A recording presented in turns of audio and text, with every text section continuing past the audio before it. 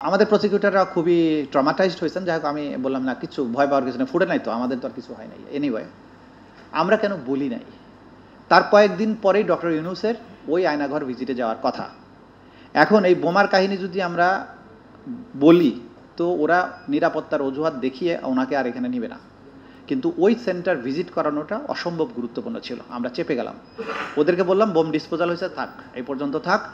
এরপরে যেটা ছিল, ওই জায়গায় আরেকটা ওই বিল্ডিংয়ের বাকি অংশে একটা অস্ত্রাগার ছিল। অস্ত্রাগার আমরা তখন সংশ্লিষ্ট বাহিনী এবং বিশেষ করে পুলিশের আইজিপিকে এবং হোম মিনিস্টারকে, আমরা হোম অ্যাডভাইজারকে বললাম যে ওইখানে অস্ত্রাগার রাখাটা ভয়ঙ্কর রকমের ঝুঁকিপূর্ণ। একটা বোমা পেয়েছে, আরও যদি বোমা থাকে তাহলে একটা যদি বিস্ফোরিত হয়, অস্ত্রাগার সহ যখন উড়ে যাবে তখন ওই এলাকারই কোনো চিহ্ন থাকবে না।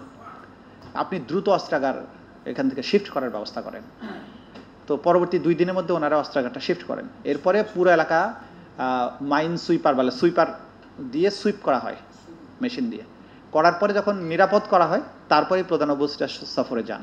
আচ্ছা, প্রধান উপদেষ্টা সফরে যাওয়ার আগে বোমটা সরানোর পরে মাঝখানে আমরা বাকি একটা বিশাল কমপ্লেক্স বিভিন্ন অংশে, যেখানে গোপন বন্দিশালা ছিল, আপনারা জানেন যে আমরা ওয়াল ভেঙে ভেঙে ভেতরে ঢুকে 3 ফিট বাই 3 ফিট 7টা সেল পেলাম, নিচে 10টা সেল পেলাম যেগুলো বন্দি করে রাখা হয়েছিল, উপরতলায় এরকম 27 বা 29টা সেল সেখানে ছিল বিভিন্ন ইয়ার। এবং এখনও আমাদের জানা মতে একটা অংশ অনাবিষ্কৃত আছে, যেটা আমরা খোঁজার চেষ্টা করছি, সেখানে অনেক কিছু এখনও আছে বলে আমরা জানতে পেরেছি। এখন ধরেন এই যে একটা গোপন বন্দিশালা, এর সাথে কয়েক হাজার বন্দির সম্পর্ক আছে।